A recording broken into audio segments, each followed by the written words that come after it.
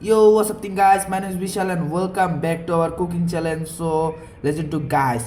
আজকে কিন্তু আমরা করব ফ্রেঞ্চ ফ্রাইয়ের ঝুরি ভাজা।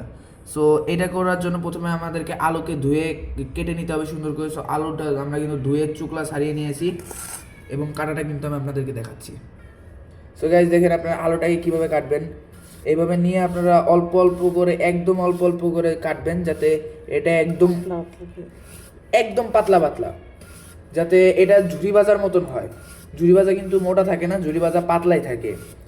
যতটা সম্ভব আপনারা পারবেন পাতলা করে কেটে নেবেন এবং চেষ্টা করবেন প্রচুর পরিমাণ পাতলা করে কাটার। সো এইভাবে কাটার পরে এটাকে অর্ধেক করে নেবেন, ঠিক আছে গাইস? অর্ধেক করে নিলে পরে সুবিধা হবে এবং এটাকে একদম পাতলা পাতলা। অনেকটা কিন্তু ফ্রেঞ্চ ফ্রাই যেটা আছে ওইটাতে কিন্তু মোটা মোটা করে কাটে, কিন্তু এইটাতে একদম পাতলা পাতলা, কারণ এটা ঝুরি ভাজা হবে।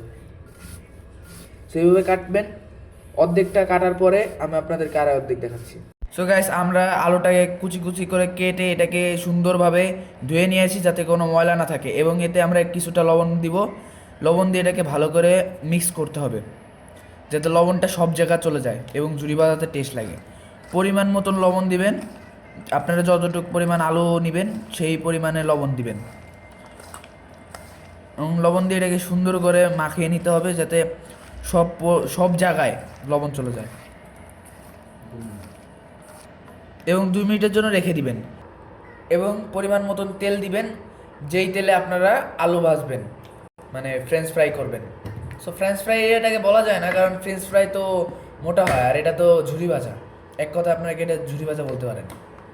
এবার এই যে আমরা যে ইটা রয়েছে, যে আলুটা রয়েছে, এটাকে আপনারা কিছুক্ষণের জন্য রেখে দিতে হবে যাতে এটার ভিতরে সুন্দর করে লবণটা চলে যায়, এবং এটা লবণ দেওয়ার পরে দেখবেন আপনারা কিছুটা পরিমাণ জল ছাড়বে। সো গাইস আলুটা কিছুক্ষণ রেখে দেওয়ার পরে এটাকে সুন্দর করে জল ছাড়িয়ে নিতে হবে। দেখুন কিভাবে জলটা কেটে গেছে আলুর। এবার আমরা আলুর জলটা এভাবে ছাড়িয়ে নিব এবং এটাকে ভাজার জন্য দিয়ে দিব গরম তেলের ভিতরে। যেই তেলটা আমরা আগে থেকে করে রেখেছিলাম গরম করার জন্য, সেটাকে আমরা দিয়ে দেবো। সো গাইস এবার কিন্তু আমরা এটাকে একটু না দিয়ে নেব। এটা 15 থেকে 30 সেকেন্ডের মতন ভাজা হয়েছে এবং এটাতে আমরা কিছু পরিমাণ নাড়া দিব। সো গাইস মাঝামাঝি পর্যায়ে কিন্তু আমাদের আলুর ঝুরি ভাজার এরকম একটা কালার চলে আসবে। আপনারা কালারটাকে দেখেন, আমি জুম করে দিচ্ছি আপনাদেরকে। সো গাইস এখন কিন্তু আপনারা ফাইনাল কালারটা দেখতে পারেন, এবং এটা কিন্তু এখনই উঠাবেন আপনারা। এটার বেশিক্ষণ রাখলে কিন্তু পুড়ে যাবে। সো আপনারা ছাঁকনি দিয়ে, মানে যেটা দিয়ে আপনারা।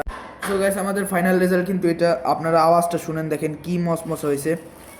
আওয়াজ শুনে কিন্তু বোঝা যাবে যে কি পরিমাণ মসমসা হয়েছে। দেখেন গাইস বোঝা যাচ্ছে এতে কি পরিমাণ মসমসা হয়েছে। সো গাইস আপনারা